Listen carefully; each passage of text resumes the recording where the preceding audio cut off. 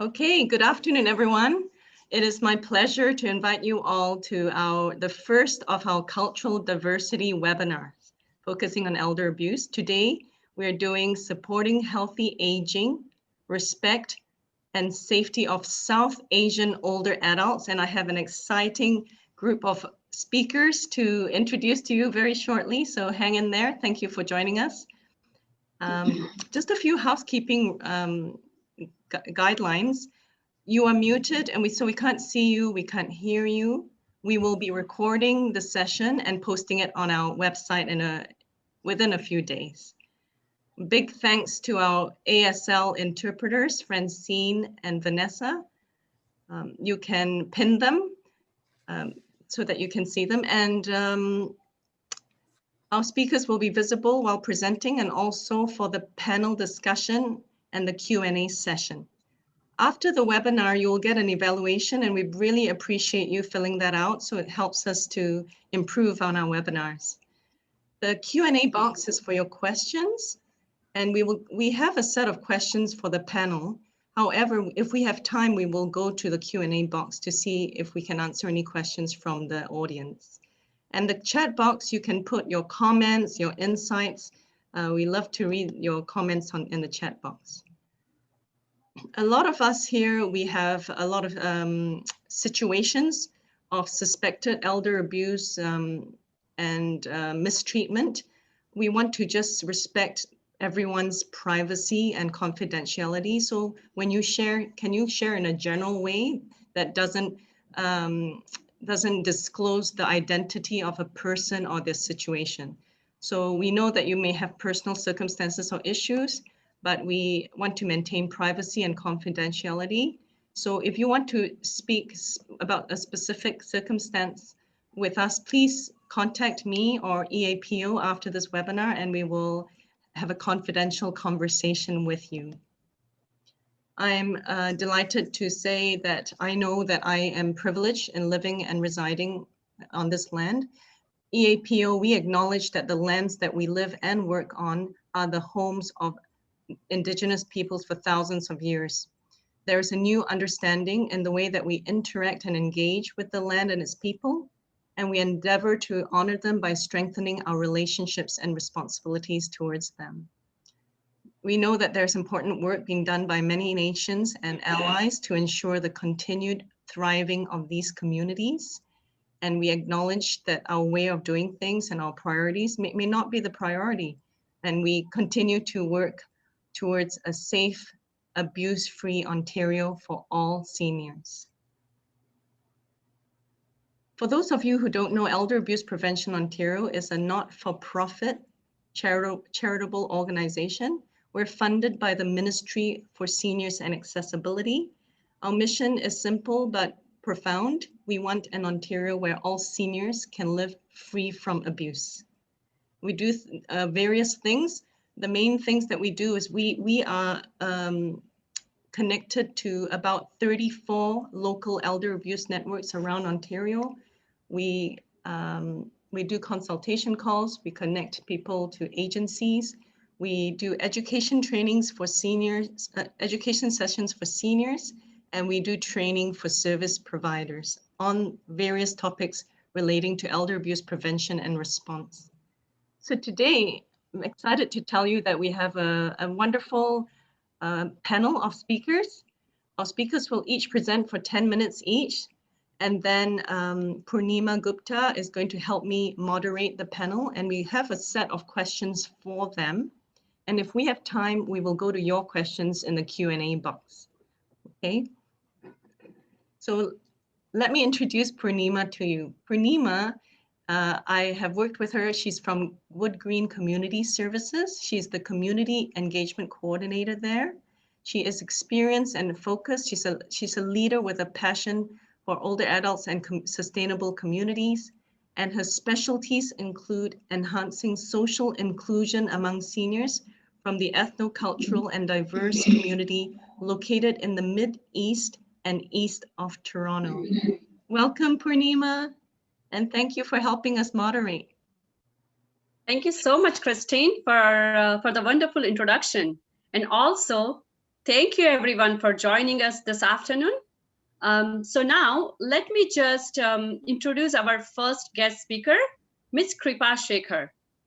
Before she comes on board, I would like to share some of her highlights of work. Kripa Shekhar is the executive director of the South Asian Women's Center at present and former co-chair for the Metropolitan Action Committee on Violence Against Women and Children. Kripa's vigilant dedication to the integration of women's diverse experiences and perspectives in her analysis and every aspect of her work is well known, not only in Toronto, but nationally. Her reputation as a champion for the inclusion of diverse, marginalized, and overlooked women's voice is one that well established. Prior to coming to the Toronto, Kripa worked as the provincial coordinator for the Saskatchewan Action Committee on the Status of Women, as well as the Saskatchewan Human Rights Commission. She has worked extensively on issues related to all women, but in particular to Indigenous and immigrant refugee women. So, welcome, Kripa. Please tell us more about your organization, the population you're serving, as well as please share some of the insight on especially elder abuse in South Asian communities. So thank you, Purnima. I appreciate the opportunity to speak to you. I wish to thank, first of all, Christine, Purnima, and Rhiann for giving me this opportunity to speak about the work we do at the South Asian Women's Center. Am I clear enough? Very clear. Thank you, Kripa. Very clear. Yes, thank you. Okay. So one of the things I wanted to say was that I will not be speaking from a script, but I would like to actually highlight two examples, pretty commonplace within the South Asian community, because the South Asian community is an extremely family-oriented community. So I'm going to give you two examples, and then I will go into what are the issues that we feel are critical and need to be addressed in order for us to have a community that is free from this kind of abuse. But the first thing I want to tell you is that the South Asian Women's Center was established in 1982 by a group of South Asian volunteers, all women, who essentially felt that the South Asian women's community had absolutely no access to services. Today, we have grown into a fairly well-recognized organization that serves women and their children, as well as in our settlement services, we also support men. But the highlights of our work are essentially violence against women, settlement work. We provide legal support through a legal aid lawyer who comes in once a week. We have group activities for multicultural women's group, as well as a seniors group, as well as a youth mentoring group. And we also do tax clinics, which we are doing right now. In addition to all of these issues, we also have done research and policy on forced marriage is human trafficking. In fact, we were one of the first agencies to recognize that as an issue. And we have produced a training tool on that. So I will come back to our issue right now. I want to say that the issue of elder abuse is not just confined to the South Asian community, but is confined to a lot of communities that are marginalized. However, the difference with the South Asian community is in terms of the way in which South Asian women become very, very vulnerable. So here is a typical situation. A family of two, they're expecting their first child. They need support. Both of them have to work because otherwise the family home won't run. They have bills to pay. So they decide to bring a mother into Canada to look after that child. The mother comes as a visitor. As a result of coming as a visitor, she has no status. She has no financial capacity. She has no health protection. And she, of course, is totally isolated. She comes here primarily as a caregiver to look after the needs of her family. And she's happy to do it. Most mothers are very happy to do this. However, and the reason, I'll go into the reasons later. However, what ends up happening after a few years, when the children are going to school and the family has been trying to get the mother, or extending her visitor visa, or trying to get her to stay permanently, either through a refugee status means or through other means, and they cannot afford the super visa because it's primarily far too expensive and costly. Then what ends up happening is that many of these women end up in very abusive situations because they have absolutely no money, they don't know the language, and they don't know who to seek help from. And there is a terrible stigma attached to outing their family. Very few mothers want to talk ill of their children. However, we have seen many, many such cases, and we have helped many of these women to move from the visitor status to somehow get their status and PR card and get into housing, and as well as some assistance, financial assistance, so that they can take care of themselves. But the failure, I believe, is a failure that belongs to our system. When we bring people in on a visitor status and we bring them in on a temporary basis, their ability to have access to any support mechanism is almost virtually nil. So first of all, when children are bringing in parents, I think there has to be some checks and balances in place. Are they able to bring them in on a permanent status? Are they able to provide them some kind, is the government willing, like the government is putting so much money into childcare, is the government prepared to pay a certain amount in terms of caregivers who take care of their family needs? Because that is a critical piece, where there is so much value added, so much added to the GDP, because so many of these older women come in to take care of children, and nobody measures the contributions of that free caregiving service to the community. So that is one of the issues that I think we need to look at, that they have some sort of proper legal status when they come in to take care of their family's needs. The second and most important thing, I think, is to look at why this has happened.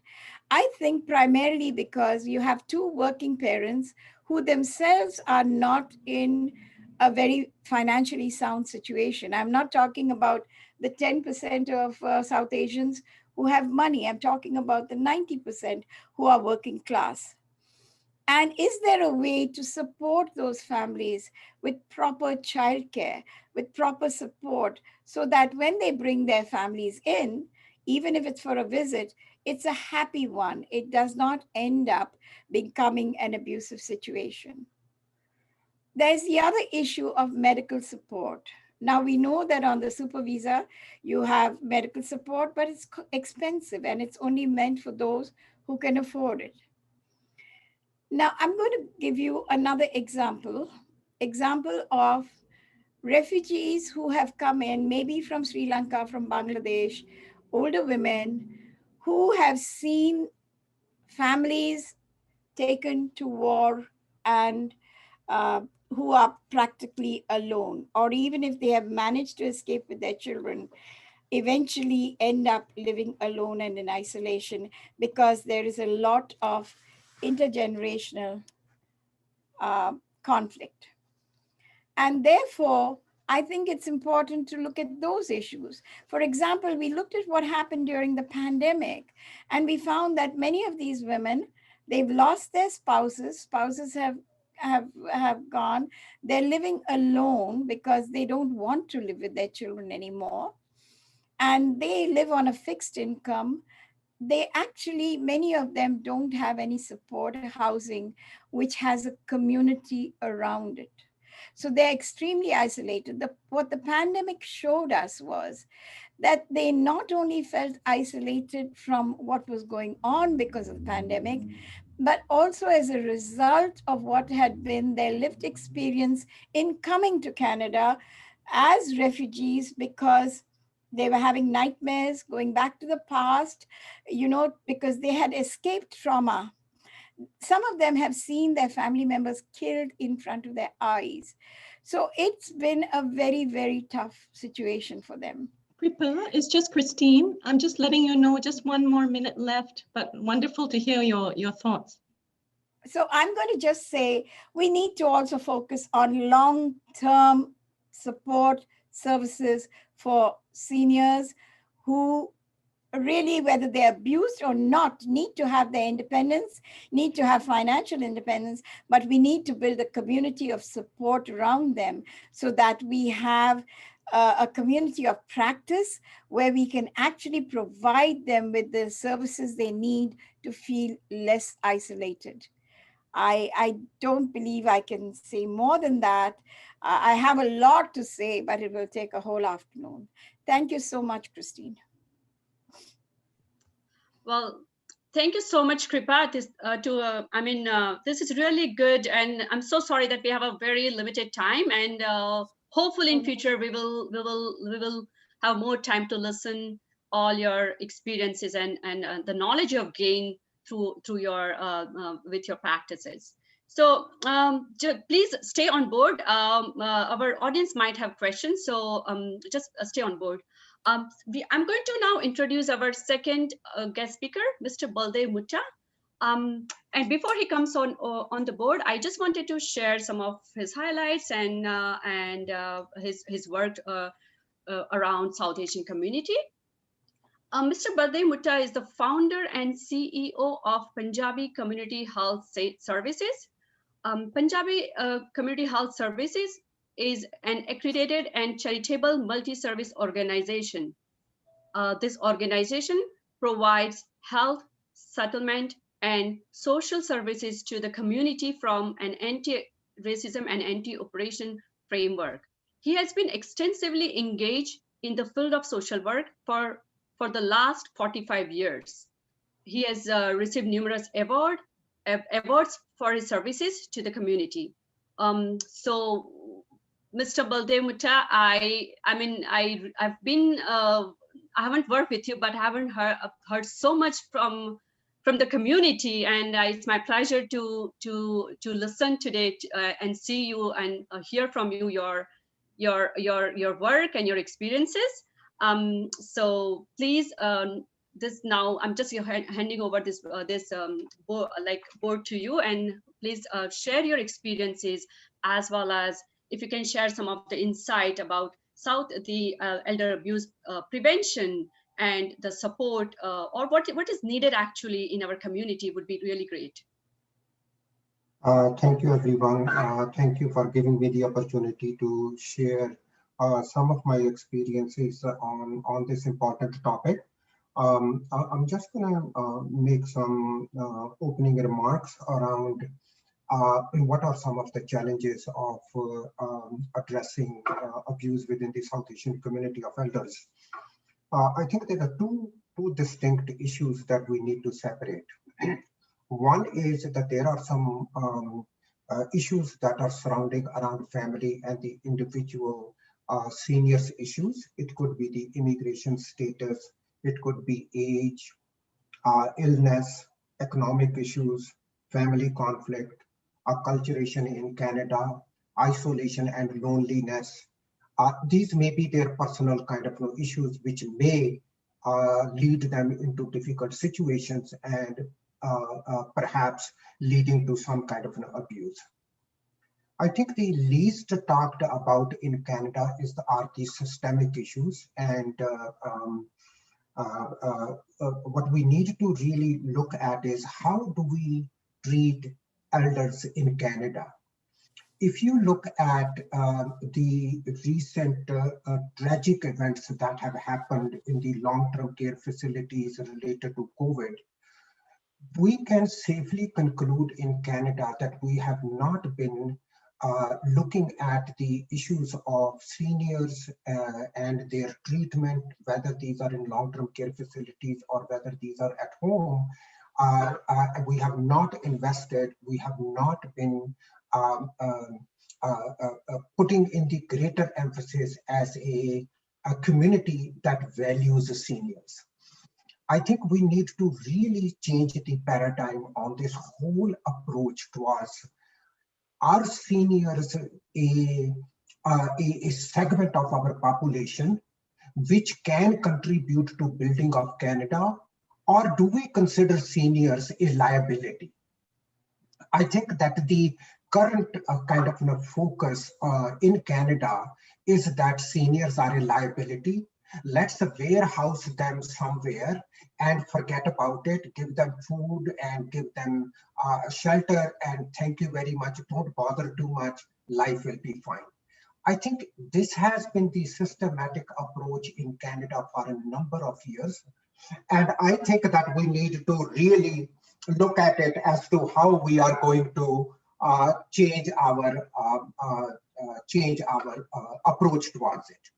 So if we are to really understand why in certain communities abuse exists, the abuse exists in every single community.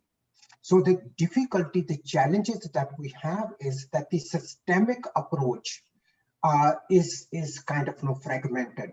It's not the same as child abuse, where we have an agency called Child Protection Agencies or Children's Aid, where we have a mandatory reporting. With seniors, we do not have a mandatory reporting. Seniors do not want to report abuse. So as such, even if we as professionals identify abuse and we say, well, you are being abused, I think your life could be in danger, I think we need to report it to police, the chances are that more times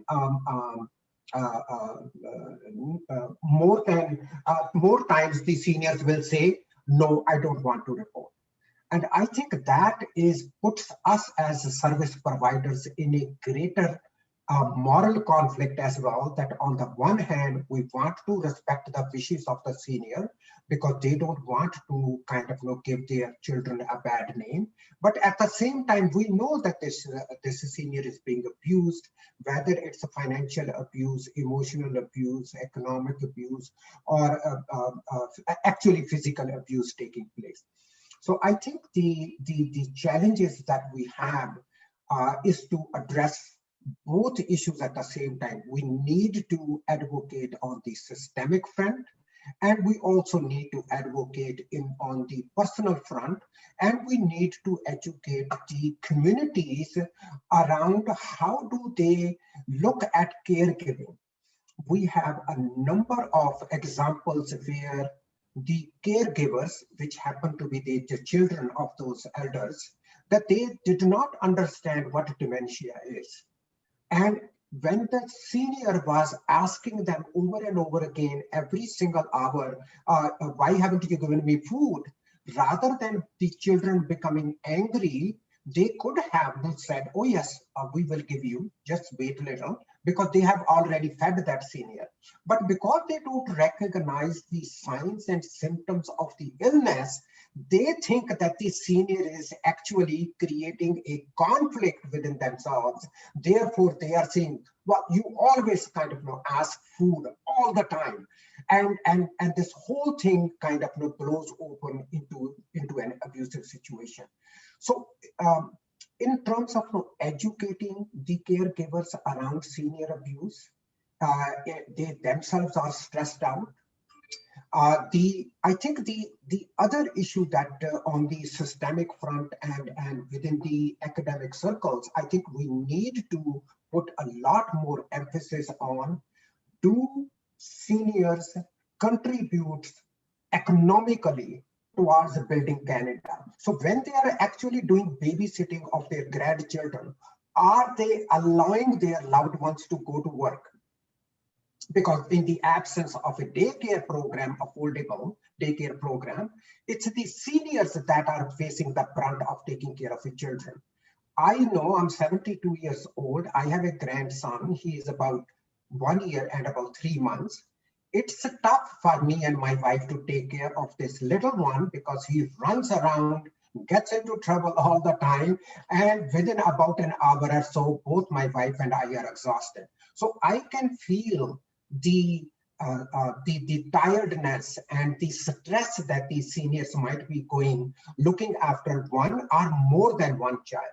So I think that we need to recognize these challenges within our system and also advocate on the systems level. Thank you.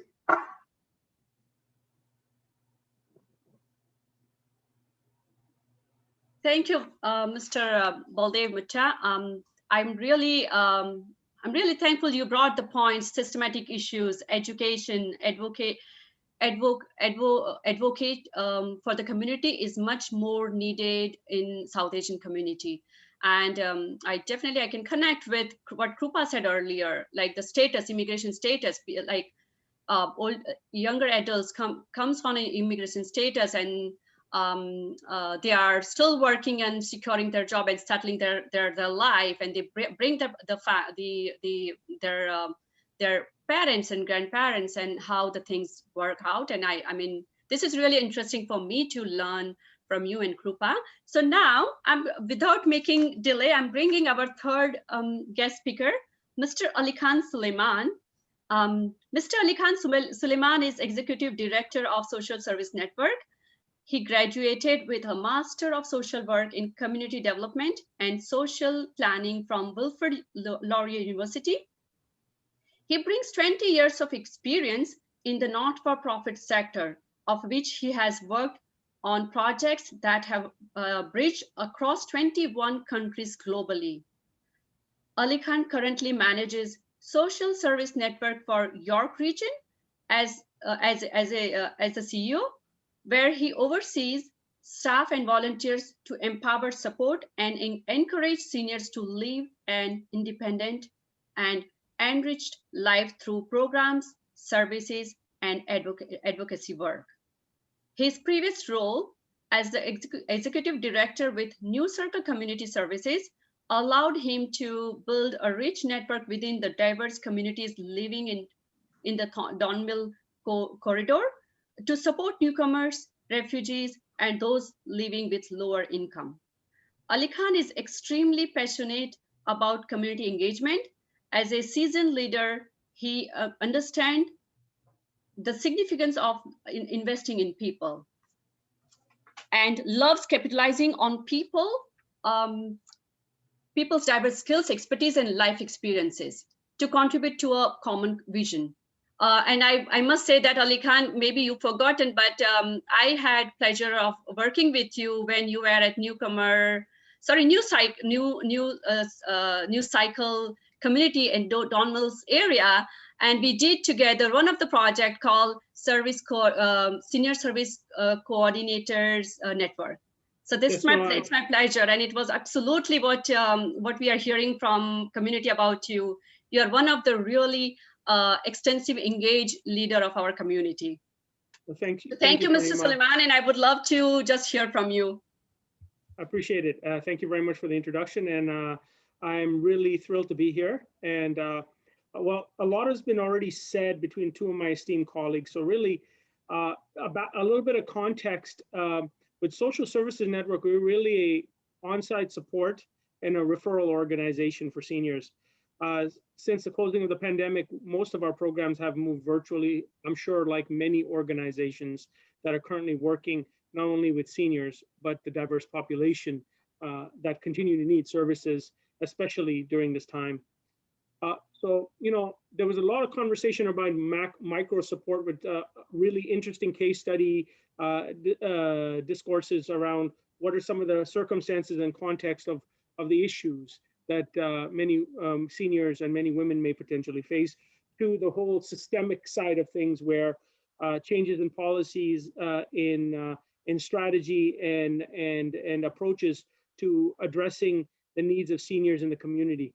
So I'm really going to focus my efforts on looking at a lens from which organizations can work not only in elder abuse in South Asian communities, but I think it really applies to the broader context.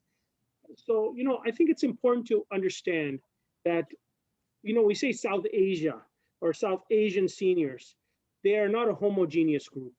There's so much diversity within the South Asian community, speaking various languages, practicing various religious traditions, coming from a variety of socioeconomic backgrounds, and their arrival to Canada and their journey, both personally as well as a community, varies from group to group.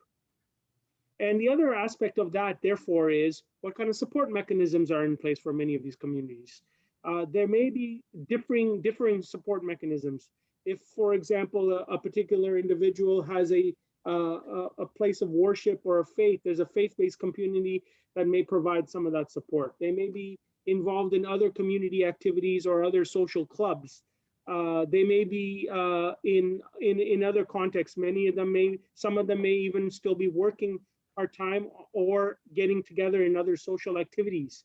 So to make a blanket statement that the South Asian seniors, elders abuse in the community is this or that, I think it's a little bit of a misnomer. I think from a framework perspective, we have to think about diversity amongst the South Asian population. We have to approach each particular client with a unique lens, because each individual comes with a particular circumstances and a particular context. So a solution that may have worked with one particular individual may not necessarily work with other individuals. Keeping that idea open is very critical. Factors also may be broad, everything from socioeconomic to alcohol and drugs abuse, to somebody losing their job in the home and creating additional stress, to the relationship between parent and children from the onset, even before the abuse started. And what are the circumstances and the context in which these individuals have arrived to Canada, and what is the negotiation or the relationship that has occurred prior to them arriving, and the type of support that each party is expecting. So to stereotype all seniors, saying that this is the circumstances where they arrive and this is what they need, I think it's a bit limiting. And so what I would urge caregivers, what I would urge professionals who are working in the field, understand and appreciate that each case is unique, each circumstance is unique, and we have to approach it from a unique lens perspective. The other side of the equation is really, we want to try and make sure that we are addressing some of the issues early on. So prevention and mitigation often is far less costly, both to the family, to the community, and to the senior at large. And it's important to understand that if it's not a life-threatening situation, and it's been mentioned, education, awareness, support mechanisms in place.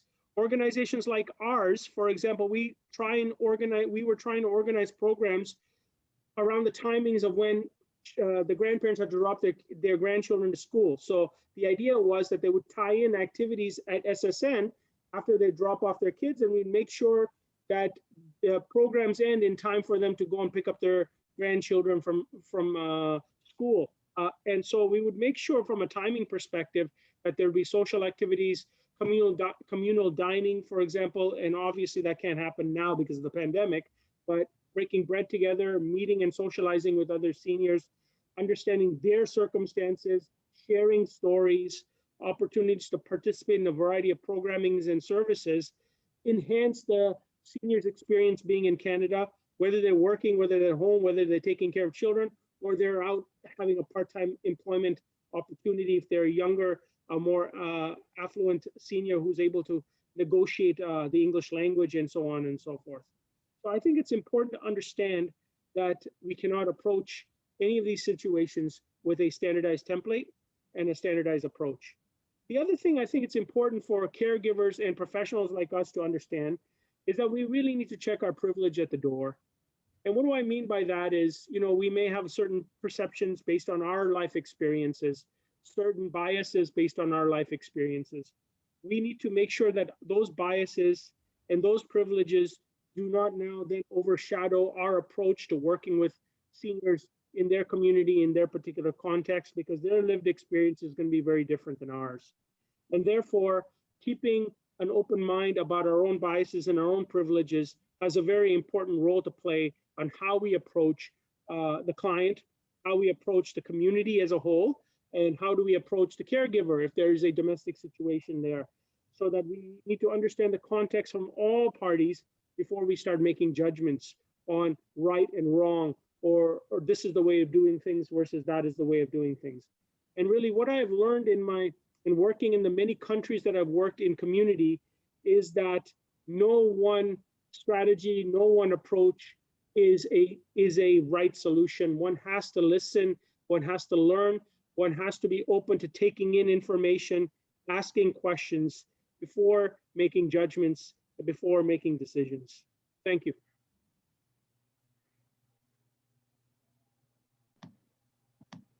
I'm going to invite all the speakers to unmute and to show their videos for the next session.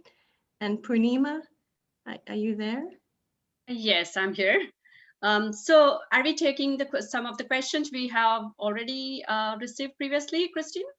Yes, so we're going to now go to our set questions that we have for the panel. Just for everybody's information, first of all, thank you for your questions in the Q&A box and the comments in the chat box.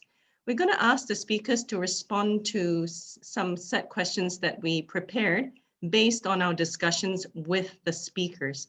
And then if we have time, I'm going to look at the questions from the Q&A box. So Purnima, why don't you take it away with the first question, and you can allocate whichever speaker you would like to the questions. Okay. So yeah, and just I wanted to tell everyone, these questions are very commonly asked in the community, and that's how we prepared. And with if you have any questions, please put it in the chat box. We will be happy to, if we have a time, we will be happy to take those questions. So let's, Kripa, is that okay if I spot you? Sure, no problem. Okay, so the first question for you, and of course, if Baldev and Ali Khan, if you have any insight to share, please feel free to share insight as well. So first question is, tell us something about the diversity of South Asian communities and what it's like to grow up and grow older in a South Asian context. This is for you, Kripa. So I think Mr. Ali Khan already addressed some of that we are not a homogeneous group. We come from, somehow we've been clubbed together. That's okay. But we have different identities and different cultures. Even in India, we have several languages, several communities, several cultures, several foods. So, I mean, growing up within the South Asian context is it's a very complex question. It's loaded. You have, for example, a young Indian person, the Indian community, they're very ambitious for their children. I think so maybe I can't say that is the case with everyone, but I cannot generalize, but I can certainly say that, most of the time when we were growing up, our parents would say, well, I want my child, at least one child, to be a doctor or an engineer. And I believe that's very similar in other racialized communities, the wanting their children to do well. So what is it to be aging in the South Asian community? I myself live by myself. I am 72 years old. But I have to, thank God that I'm okay and I can manage and I can continue with life the way it is, albeit I can understand the isolation and I can understand. And so I think growing older does make you more vulnerable, but it also, depending on where you are and who you are, it also gives you a level of freedom. And that's what I mean when I say, I think it's very important to create for older South Asians, whether they are men or women, but mostly women outlive men. It's very important to create a space for them. Like, can we create social housing for them where, not all their income, which is fixed income, goes into rent, but can we take care of their meals? Can we give them a community of support? So best practices around how we can look at older people living in another country, because still they pine for home. Many of them will go home for 6 months and come back. So I think it's very important to give them the healthcare they need, the housing they need, the social supports they need, and any other help that they need through a community-based approach, as only depending on families, because we know that in many instances, we know, at least from our own community, from our own work in the community, how there has, children have also deprived they have controlled their parents' finances. And in fact, a lot of the pension funds were going into, I mean, their old age security checks were going into the son's account.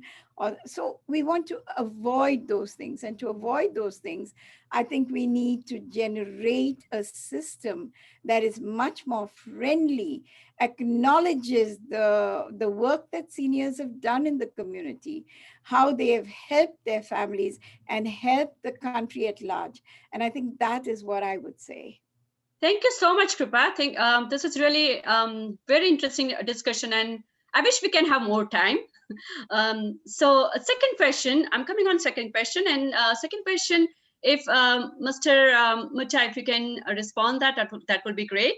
What are the risk factors for older adults in South Asian communities for abuse and neglect? So if you have seen something, and if you think that would and if you can share with us, that would be great.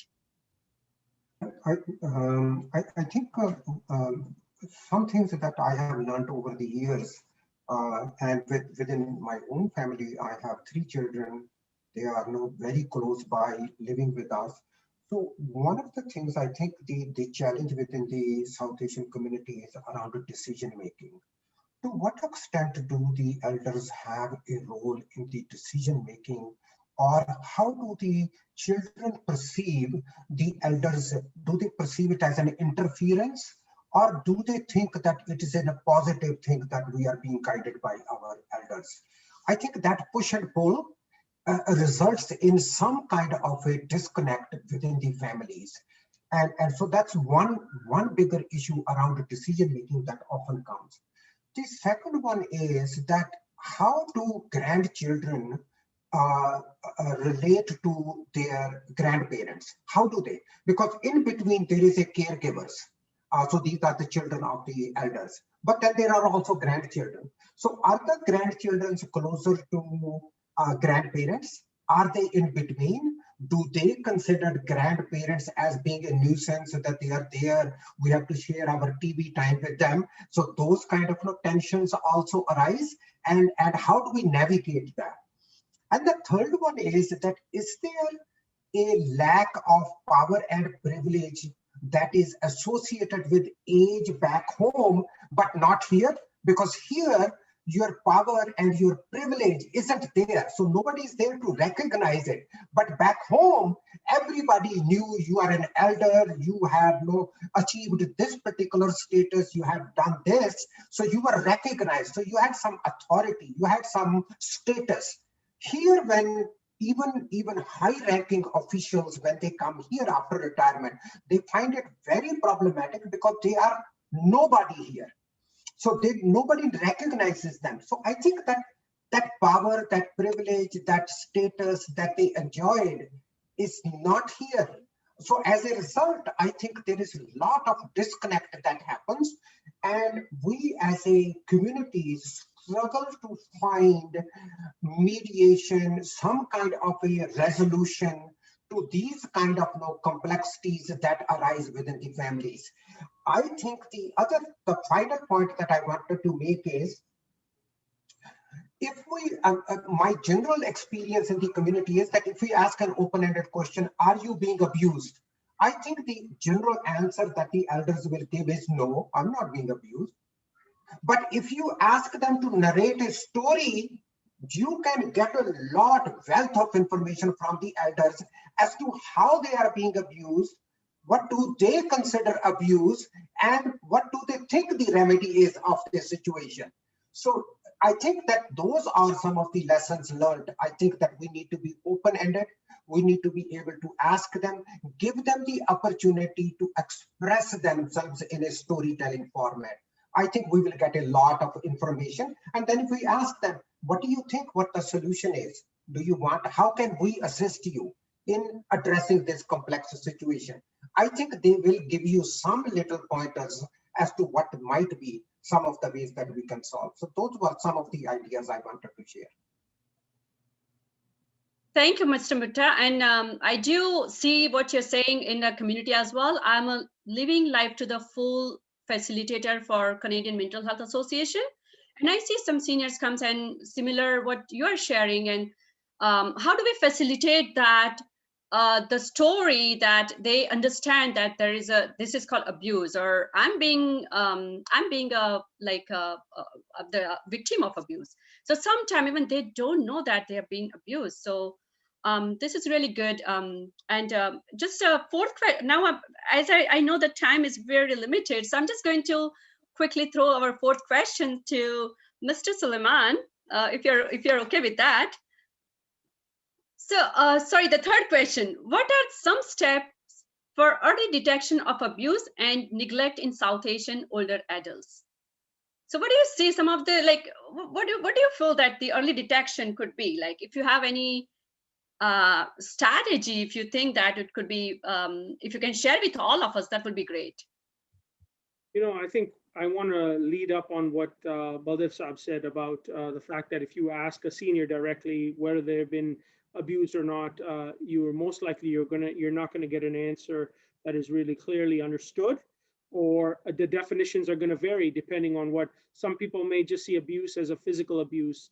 They may not see economic, social, emotional abuse as a form of abuse. So abuse is an interesting word. It is a loaded word. And so first and foremost, I think we need to understand what does abuse mean in different culture groups, and what are some of those parameters of abuse. Not to say that it's okay if this or that happens in another country and now they come to Canada. I'm not giving a justification, but we need to understand the context from where many of these South Asian seniors are coming from, and what their understanding of abuse is. So, you know, when you talk about early detection, I don't know what early means in the context of detection. What I do know is often abuse is not visible. You know, we have been running programs at SSN, and we've been having clients that were coming on a regular basis. And I think one of the key elements of having seniors open up in discourse and in dialogue, and what we're talking about is discourse and dialogue, is to build trust. And it comes through various other programs and activities and other support mechanisms. So, you know, to have a session on, are you facing elder abuse, and go and doing a presentation and having a workshop, and people start putting up their hand and says, yeah, I fall into this category and that category, I don't think is going to kind of yield the kind of outcome that one would want to achieve. More likely, it is going to be an interaction of other programs and activities and conversations. Social, breaking bread together, having food. Often food in South Asian cultures and in other cultures is a very unique way and an approach way of acting, bringing people together and breaking barriers. And so integrating these kind of activities and bringing out conversations that are much more, what I would say, undercurrent, would enable us to have a better understanding of what the detections, what are the contexts, what are the situations of individuals that are facing this. On top of that, peer seniors in a particular group will bring up, you know, I have noticed so-and-so individual, when they start opening up, that has not been coming to our program, or they seem to be having some sort of a stress. The person's not in their right mood or right state of mind. We've been participating in this program for multiple number of months, and I'm seeing a change in this individual. And seniors will come up and having those conversations, other seniors within the group. And so I think the issues come through when you have other programs and activities. Things that you can kind of detect as you view seniors over week to week when they're participating in your programs are, how are they contributing to the programs? Have you seen changes in behavior? You see a general jovial senior and suddenly that person's mood shifts change, or there's erratic activity or erratic behavior. They become more reserved and not socialized and not being more conversive with their peers. Observing patterns like hoarding, patterns like behavior where there is in a program or in a service. So an example would be, I remember seeing one senior used to continue to participate. Suddenly, I see that particular senior starting to grab all the snacks on their way out. I'm worrying whether that person is hungry, or are they getting fed? Or is the family itself going through a situation where there's a food insecurity problem? So I think a lot of it has to do with observing body language, observing behavior patterns, talking to people, listening, a lot of listening as opposed to giving advice, and observing and building that trust relationship.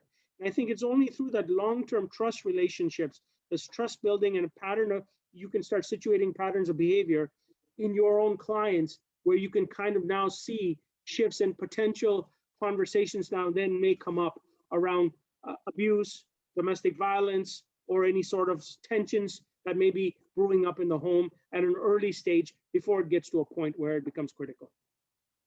Thank you so much, Mr. Suleiman. And I can just add something more over here. I mean, I want to just summarize what you said. This is a great points you're bringing, that each and every case we have to treat as an individual unique cases. And we need to just advocate as a service providers, organization, we have to just make sure that advocate, educate, and empower those people that they understand what is abuse, and they understand by themselves. But they like what level where they are standing? Is that early? Do we need early detection? Do they need support? So just enabling them to take control, to understand what situation they are going through. That is important. That's what we can do as a service providers. So I'm just going to take the fourth questions, and if Ms. Kripa Shekhar, if you're ready, I would just like to throw the question to you. My question is, what resources are available in the community to help South Asian older adults in Ontario who are maybe experiencing abuse or neglect? So I think all the points that were made earlier, I think many of them, I think we do practice in our communities, in our organizations.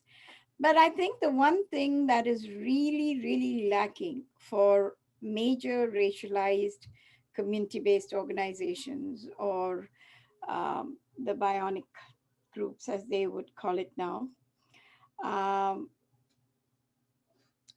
is myopic, I'm sorry. It would be the fact that we are very under-resourced. So you have a part-time counselor, you have a part-time coordinator, you have all these people in part-time jobs. And I think, the other thing that we need is resources for good, sound upgrading and training of staff, so that they can continue to provide the best and more, and a kind of service that is tailored to the needs of the clients, like Mr. Ali Khan said. I think that is very critical. I think the government has to look at, what is the need of a community, and needs to put those resources there so that the community that identifies those needs is able to feel supported, because our work is very needs driven. We make sure that we identify the gaps. So if you see several clients that come in and you have been able to identify, like Mr. Ali Khan said just before, you see someone taking all this food. We see that among our seniors. You give them a lunch when they come in, and they will pack up and ask for more to take away. And that tells you that they're not getting enough to eat. So I think those are critical issues, and I think resources for community-based organizations so that they can best support the clients they serve, because we definitely know the needs of our communities, and we can provide those services in the best way possible. I think that's what would be very helpful. Thanks, Kripa. And I see that a lot of good comments on chat box. I wish we have enough time after my fifth question, and Kristen can just share those good comments and questions with us. So let me just quickly just throw the fifth question, and we can go further after that, and we can see that if we can manage the chat box questions and comments from chat box as well. So my fifth question will be for Mr. Mutta. If you're ready to take this question. The question is, what strategies would be helpful to increase the awareness of abuse prevention among agencies serving South Asian people in Ontario? I think the general approach has been in Ontario is around education, around developing videos, developing information booklets. And I know that all three organizations, we do our seniors programs, we educate them, we do bring in speakers to talk about issues that are of importance to seniors. So education within the community, education outside the community. And I think there are some specific things that the community, seniors community in the South Asian community has benefited. Power of attorney, kind of issues, substitute decision maker, the whole around property, who do you give property, those kind of issues. A lot of seniors benefited from financial information. What exactly can they do with their retirement savings plans, and those kind of issues as well. And I think that these kind of educational seminars that our three organizations respectively do, these are one way to educate the community generally as well. I have now lately also seen a lot more seniors participating in education around COVID, vaccine, COVID getting tested, those kind of issues as well. And then also, I think the three organizations do very well within their own way is to look at how do we utilize educated seniors to also pair up with those seniors who may be new to Canada. Not that they may not be educated, but they're new to Canada. So the older seniors who have been here, we pair them up with new ones, and they kind of share their knowledge exchange with them as well. I think those are some of the strategies that we have found helpful in terms of raising awareness within the community in Ontario. Ali, is that similar to your experiences as well at SSM? Yes, absolutely. Absolutely. And, I think one of the conversations we need to move forward also is, apart from seniors coming from Canada, being sponsored from India and a lot of these places for childcare, we have to now start thinking about the next generation of seniors, what I call Gen S, which are people who are in North America, who are fluent in English, who are educated in Canada. Somebody like me, I'm already 52, turning 53. Within the next 10 to 12 years, I'm going to be a senior. And therefore, what is going to be my need as a community, as my children are growing up in Canada? My value systems are going to be very different than the value systems of those who have grown up in the developing country and who have then migrated. So that next generation of kids and their interactions, that intergenerational interaction, and the capacity of both the seniors and the kids, the dynamics are going to be very different. And if we're going to be thinking about all of this stuff, we need to start thinking about it now, as opposed to being reactive down the road.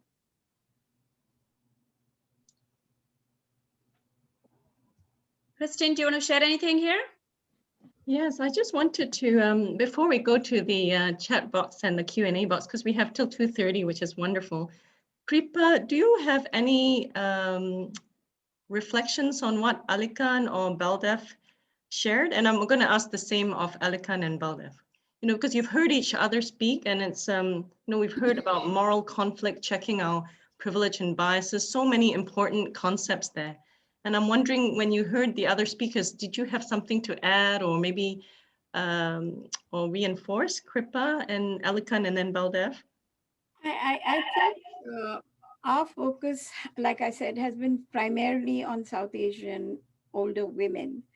But, you know, it isn't to say that we exclude men, but not in our group activities. In our group activities, we make sure that the women have a safe space to have their discussions and share what's going on. And that is how it is from those groups that we learn what is going on in the community, because definitely there are women who talk to each other, who talk about each other, who want to be with each other, who are friends, who've created their own networks.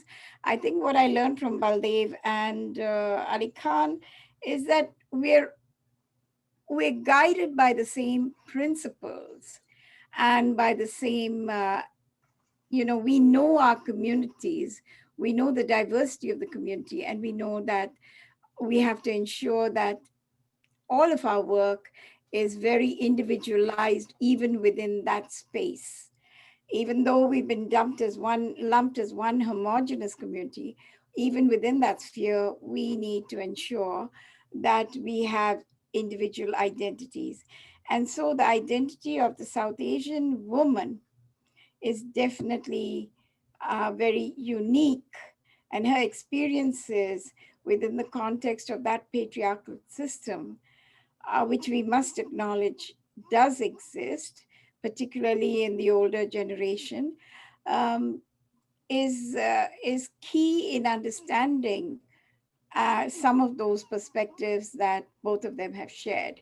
But I think they have a lot of wisdom and a lot of information, and I thank them for that. Wonderful. And Alikan, your insights on the other speakers' points? A lot of it's talked about the South Asian culture and communities, and I think we have to understand that there are value systems that are at play here.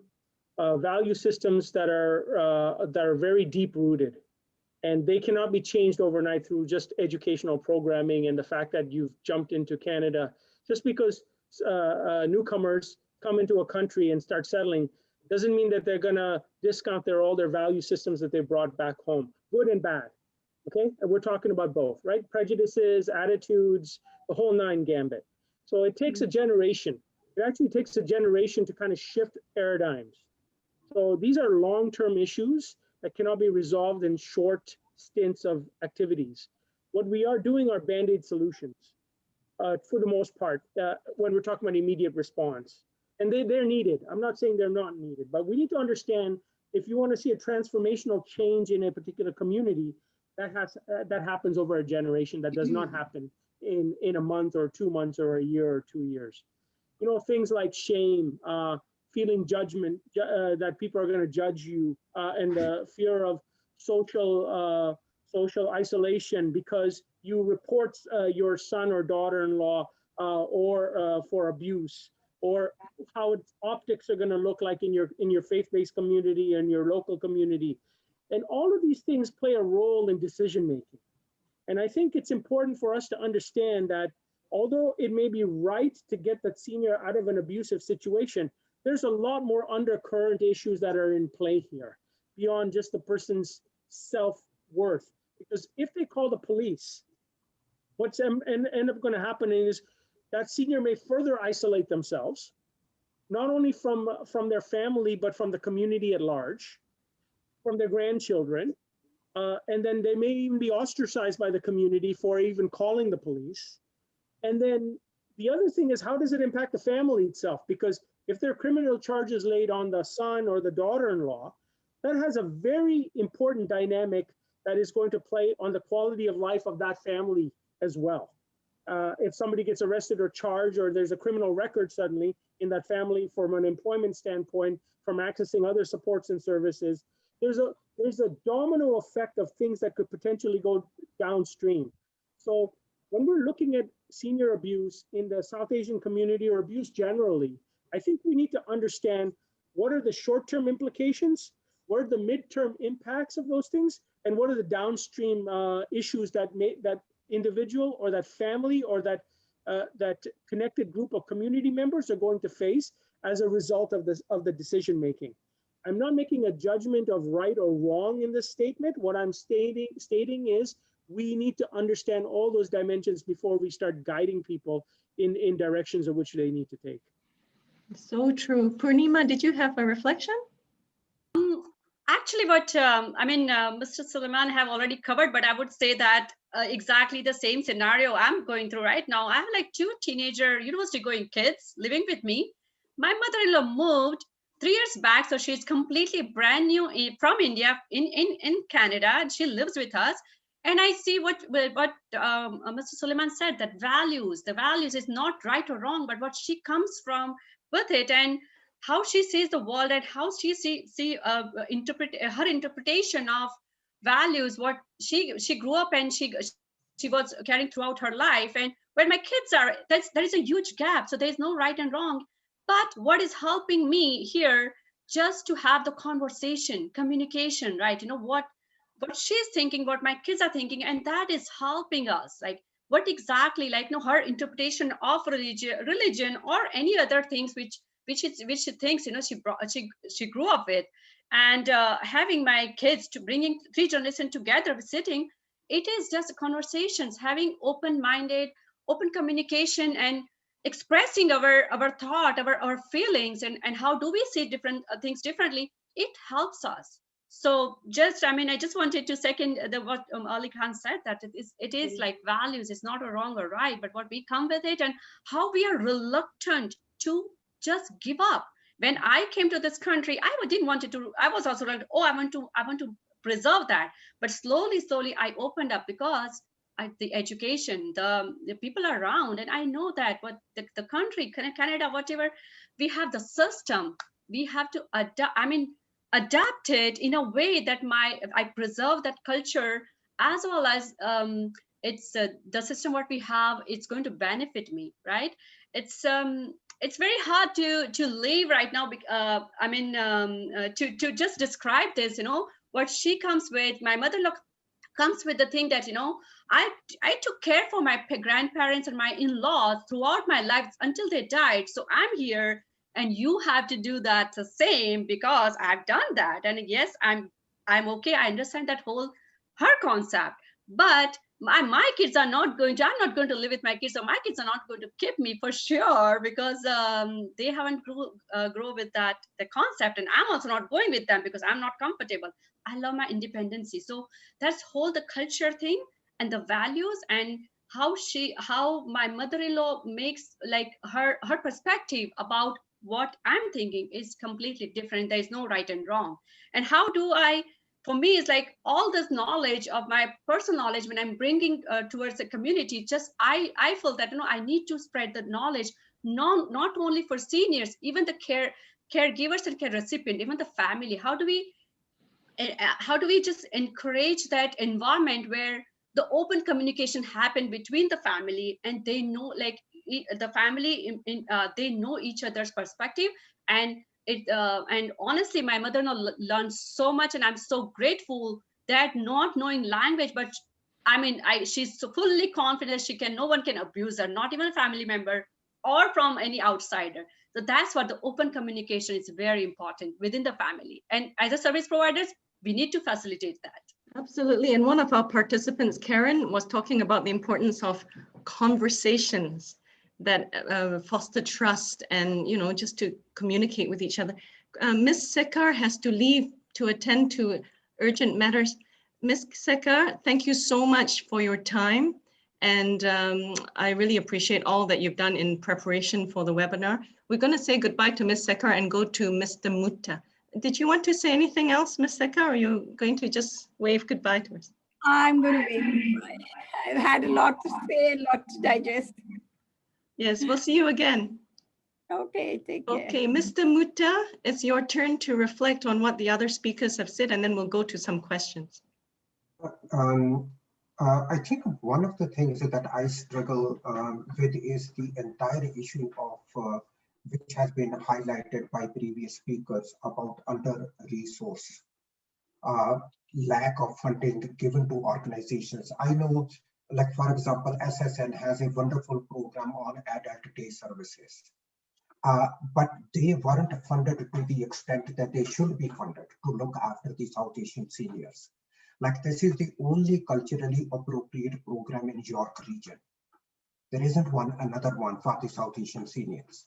So for them to receive a little bit of money to run this program, I think that it's very problematic for me. At Punjabi Community Health Services, we don't run an adult day program. Our partner, Indus Community Services, they run an adult day program. That program is very important. We can see, and Ali Khan can talk a little bit more because this is his program, but the caregivers find it so much relief when they know that their loved one is taken care by someone for X number of hours.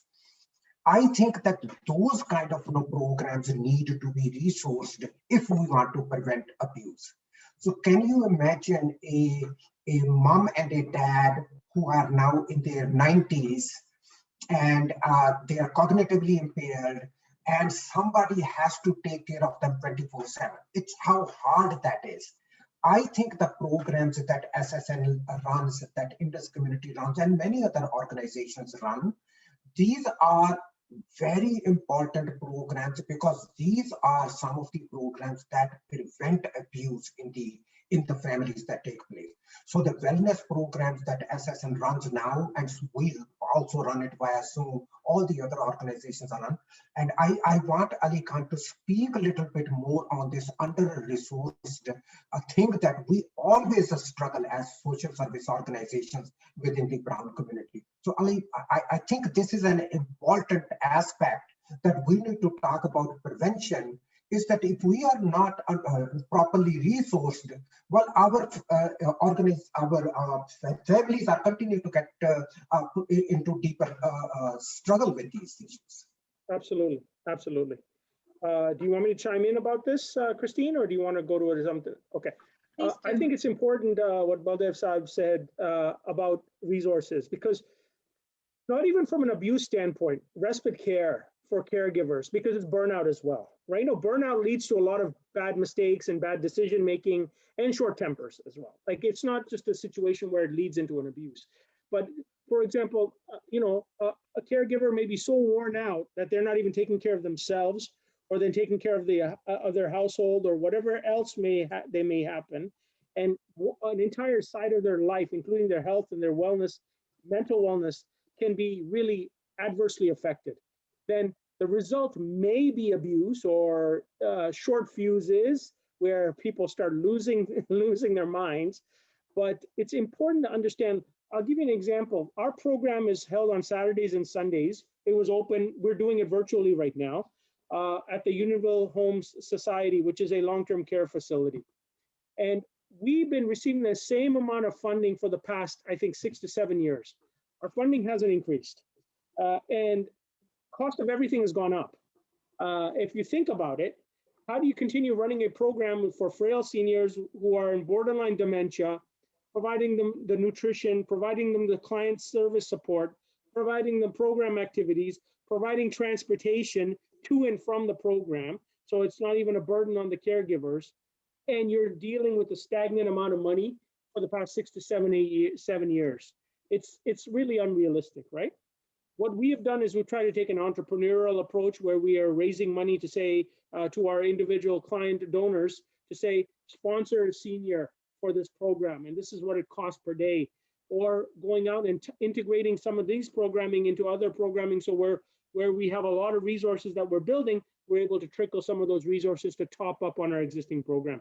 But we have to be very entrepreneurial in our approach to be able to to supplement or augment those amount of resources that we are short to cover basic costs like salaries and cost of operating these programs and so on and so forth.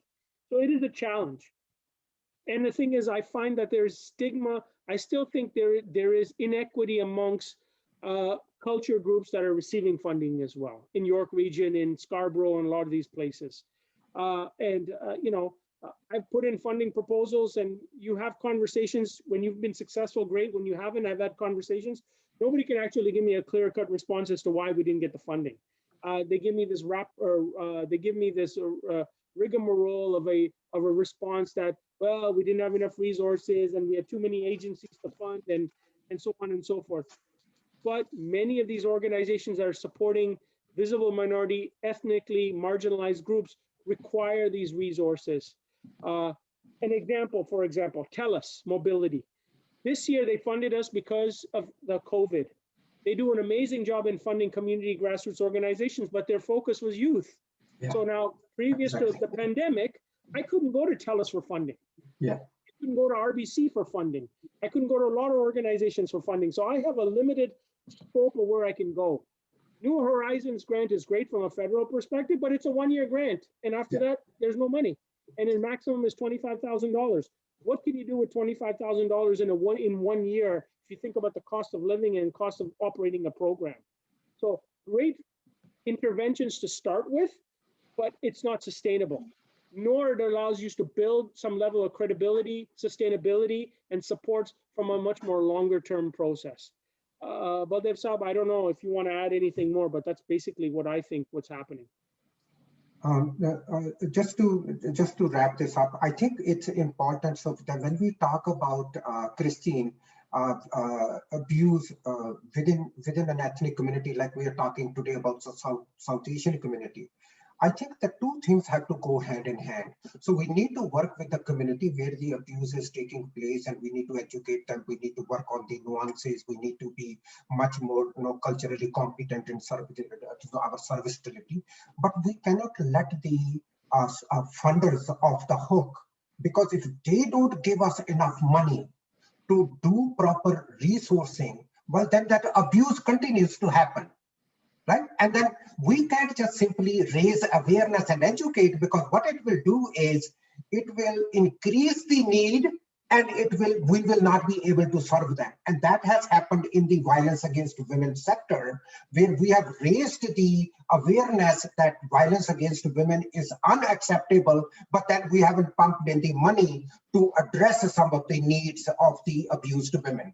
I think those things need to be really reflected on as well within the discussion framework, that we just cannot arbitrarily start educating the seniors without putting in a system. Should they need to reach out to us, are we able to serve them then? I think those are important lessons from today's discussion as well. So true, Mr. Mutta. When we raise awareness, what happens if people are aware that they're being abused and neglected? Where do they go? We need to match that with response resources, which is not really there much at the moment. Although people in the chat box, like Shobana, have told us there are resources like in Kitchener and Waterloo and so on. So I'm learning from our participants. There's a very good question here from Kim Fagerland. She said, would restorative justice or mediation work? Would it be useful if the abused elder does not want to go to the police? What do you think in South Asian communities? Would restorative justice, mediation, getting everyone to talk and come together to an agreement, would that work? In the past, we have done mediation. We have negotiated if there was a senior. So one of the things that we have done recently for the last 6 years is that we have implemented Meals on Wheels program. We call it Langar on Wheels program, where we know that the seniors are isolated, they are lonely, they are living in a basement or in an apartment, and they are unable to cook for a variety of reasons. So we provide them meal. So in those circumstances, we are able to, if not patch up completely, but we would like their adult children to have at least meaningful conversation with them without fighting. I think those things that we have experience with, we may not have been able to resolve the underlying conflicts that the two parties have, but to certain extent, we have been able to kind of create a communication kind of a thing where they check up on each other, that kind of a thing. I think that has been our experience, but at Punjabi Community Health Services, we do not have an expert mediator that can actually, like we can say, okay, this particular person is in trouble. Let's see if an expert mediator can be assigned to address that thing. That we have not had the experience. Ali, if you have a different perspective, I don't have the expertise on this matter. So I used to be sitting on the board of the Flemington Community Legal Clinic, and we used to deal with a lot of issues around mediation and arbitration as well.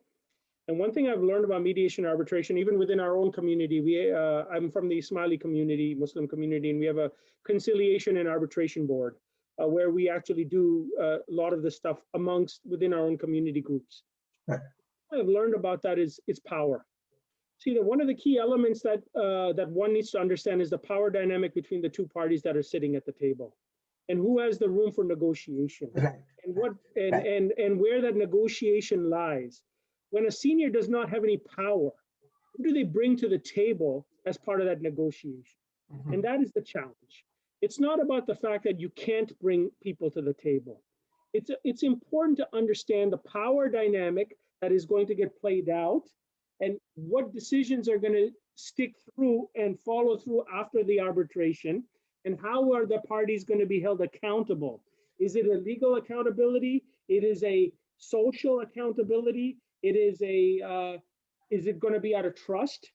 And so when you start talking about accountability after that arbitration or that discourse, is there a way of guaranteeing that people are actually going to follow through with what they said when they were sitting at the table? Mhm. Two is, who has the power to make those decisions, and who has the power to enforce those decisions? So it's a great idea, but I bring that whole issue of power dynamic and accountability as a really important component for arbitration or reconciliation to actually work. Thank you so much. I want to ask a question here that Naz Lakani has asked. It's such a good one because we get these questions all the time. How do you help when an adult child makes a parent sign documents in a tricky manner and forges your signature? You know, I have that question a lot by people who don't speak English as a first language. You know, I don't know what I'm signing. I signed something. I'm not sure what it is. It's a very good practical question. Anybody want to answer that? Purnima Alikan Baldev? Christine, I don't have too much experience on this matter. I'm just thinking purely from a social work perspective. I would want a lawyer to be consulted by us. So if, for example, at Punjabi Community Health Services, a senior comes and says, I have signed a document, I have no idea what I have signed. We would want to consult a lawyer as to what the rights of this particular individual are.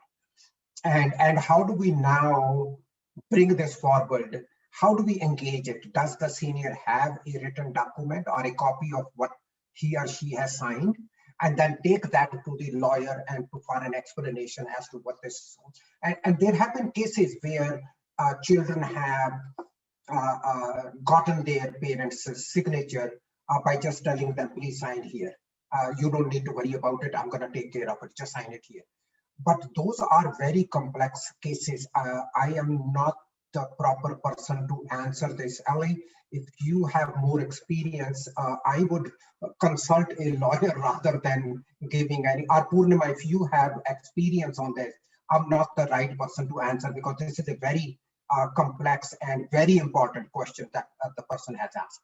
Well, So I think go ahead, Alikan. Yeah, so I think one of the key elements, I think it's important to understand, and again, this was my experience when we were working in Flemington Community Legal Clinic, when people, not even seniors, didn't know what they were signing on the dotted line for example, cell phone contracts, car. I'm saying, these things happen in a variety of contexts because it becomes a legal document, right? Yes. From which people can make decisions and influence decisions or put legal pressure on another individual to follow through with that.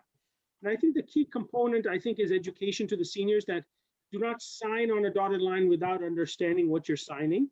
Right. Get consultation and support. in reading documentation. Do not feel that you have to be pressured to signing documents. Number two, I think there needs to be some work in advocacy, because what ends up happening is people see a legal document and say, okay, well, it's been signed by the individual, there's a signature there, we're going to accept that. Are there places where we can put some advocacy places in place that, okay, if this is a person who's living in a home and is dependent, that individual needs to be physically present before any action can be taken, even though there's a legally signed document.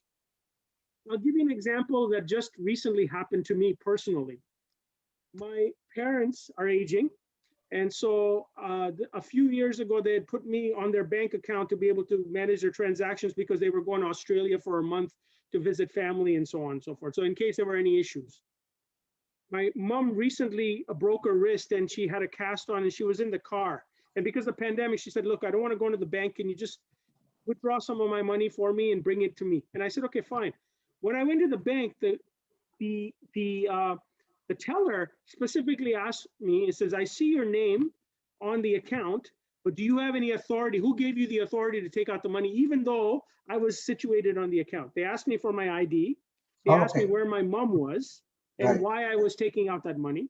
And there was some due diligence, not a perfect due diligence, but there was some due diligence done. Now, this particular teller was sharp enough and educated enough to know that there's elder abuse happening, and she wanted to prevent something like this to happen. I said, look, my mom's in the car. She's not well. She just broke her wrist. She asked me to come in. I can bring her in and you can have a conversation with her.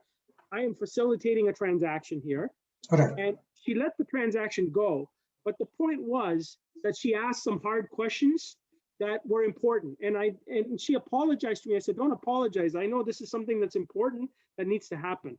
I think more training around banks, financial institutions, people who deal with legal documentation needs to happen about the whole idea of financial abuse of seniors and how often sometimes seniors are pushed in a situation of signing a document, and what steps could they internally put into place in their own organizations to reassess whether these are valid approaches, these are valid acknowledgements to these contracts, and that the person who's actually signed on the dotted line understands the terms and conditions from which they're committing themselves or the other person to be able to access, for example, a bank account or whatever not.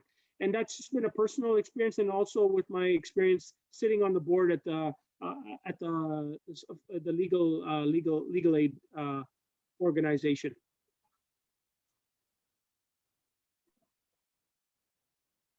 Thank you so much, Mr. Suleiman, Mr. Mutta, and Ms. Gupta. Purnima, do you have any closing remarks to make? I just want to go through some supports before we close. It's all good. I mean, I just see that if I have to take home message, then it's like advocacy we need resources as well as education. And all South Asian serving agencies, if we can come together and just create this, create some training, and how do we just connect with all these agencies who are serving South Asian community and train those, provide this training opportunity about cultural and language specific, the aspect. This is something I really learned from. It is really great to listen from Suleiman and Mr. Mutta and Kripa Shekhar. And I definitely have like a lot of take home message, which I'm going to summarize and practice when I'm doing work in the community. So thank you so much, Mr. Suleiman Mutta, Mr. Mutta, and Kripa Shekhar. I want to thank the participants. You have shared very good resources in the chat box. And I want to also point out to you that you can contact me or Elder Abuse Prevention Ontario. We will let you know other resources that are maybe not talked about today. There are some available, as we have all spoken about. You know, there should be more, and it needs to be accessible to people who need them. I want to just give you my details. This is my email and my phone number. I want to thank all our speakers for their time, because they spent time not only speaking today, but preparing for today. You really helped us shed light on how to think about how to approach and respond to elder abuse in South Asian communities. I'm aware that it's so complex, and we've only hit, we've only covered a drop in the bucket, but it's such an important start. As you know, we are starting a series of cultural perspectives on elder abuse. So our next one will be on Southeast Asian communities. And then we're going to go on and on to East European and so on. If you have ideas on who should be speaking in our webinars, please let me know, because I'd love to find out, because we need to cover all the communities in Ontario, right? And oh, thank you so much for the comments in the box. Alikan and Baldev, do you want to say some last comments before I close? Oh, and thank you to Francine and Vanessa for sign language interpretation. Mr. Suleiman, Mr. Mutta, last comments from you? I think that there are a lot of resources in the community. I was quickly glancing through the chat. There have been amazing kind of comments. I wish we had more time to go through and give other people the opportunity to speak. So it has been a rewarding experience for me as well. Thank you. I'd like to thank my peer panel members. It's been rewarding, because hearing from their perspectives and a breadth of and depth of experience that they're bringing to the table has enriched, in my opinion, enriched this conversation, and all to the participants.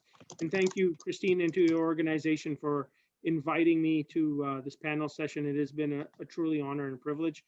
I would just like to say one more thing is, when we're talking about issues of abuse, when we're talking about issues of socioeconomic struggles, poverty, a number of other factors that actually impact these kind of topics, no one organization can actually address these things on their own.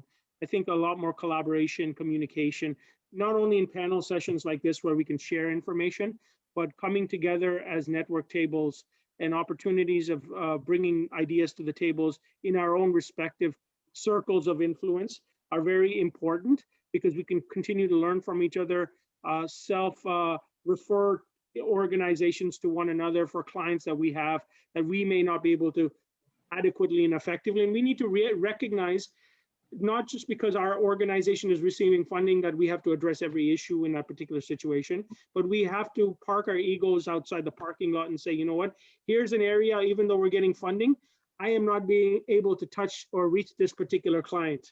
And therefore, I think this agency is going to do a better job with it.